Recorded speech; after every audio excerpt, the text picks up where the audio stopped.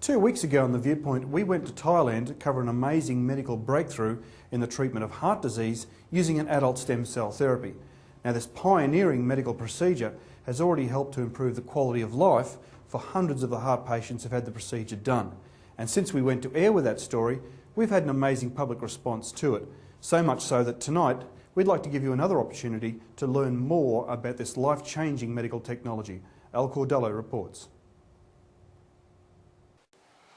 An insidious killer is preying on Australians, and tonight we're going to tell you the sordid details. Heart disease has struck down almost 48,000 Australians in 2004. 11,500 were women, making it the single largest killer of females in Australia. In total, this killer was responsible for an unbelievable 35% of all the deaths in Australia in 2004 alone. Basically, the diagnosis was congestive heart failure, and I was subject to sudden death. Well, anything's better than sitting in a wheelchair and withering to death. They just told me, take $1,000 worth of pills a month and go home and die. And I wasn't ready to do that.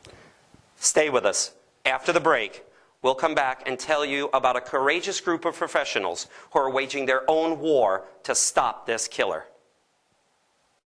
Bangkok, Thailand, the land of smiles, Venice of the East.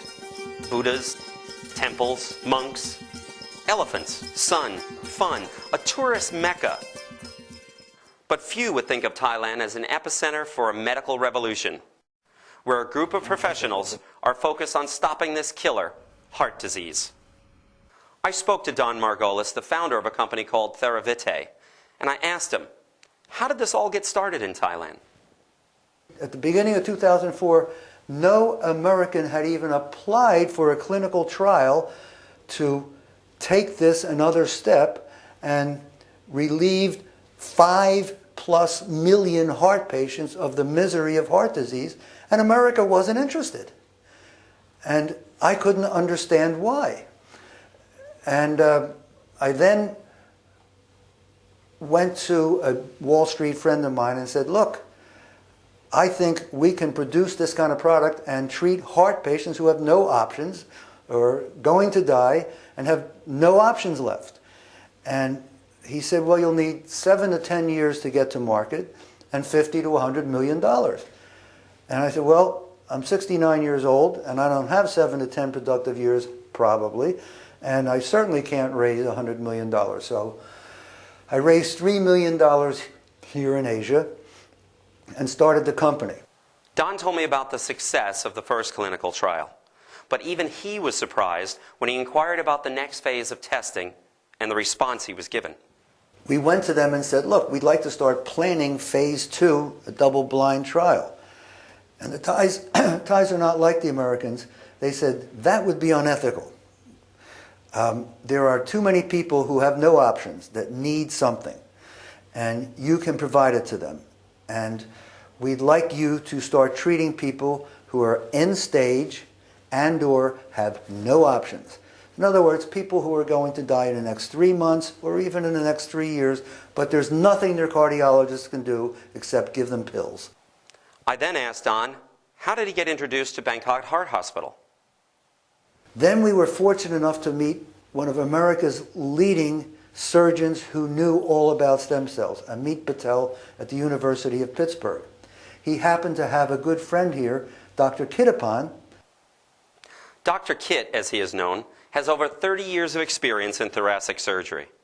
He interned and got his residency in the U.S. As the co-founder of the famed Minneapolis Heart Institute, he is a man of both exceptional talent and compassion.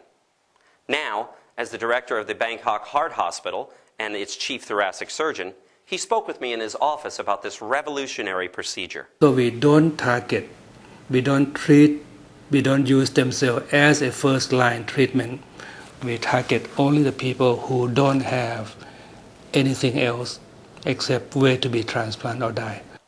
To begin, I asked Dr. Kit, what exactly are adult stem cells?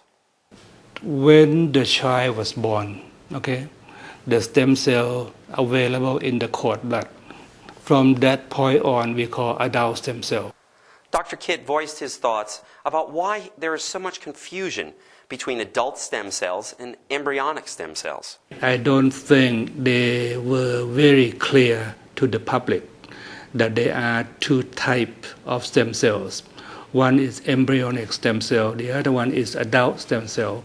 So people talk about stem cell, they're afraid that stem cells are the cell that was taken out from aborted child. So those are unethical and illegal too. We talked about the procedure that he uses to put the stem cells in place. Mainly what we do here is we go through the chest. The reason we choose that way because we map the area that has a scar or fibrosis or infarct first. We know exactly where that area is, how big it is, use the cardiac MRI. We do that every case. When we done that, we go to the operating room. We open the sac around the heart. We inject the cell right into the area that we market. I asked him about the success rate with this procedure. Right now, we have an excellent success rate. I think that more than 80% of the people that we did treat are doing well, doing better at least anyway. And as to what Dr. Kitt feels about the future of stem cells, he told me this. I think it's excellent. Many people may not believe it, and I seen it on day-to-day basis. I know that it works.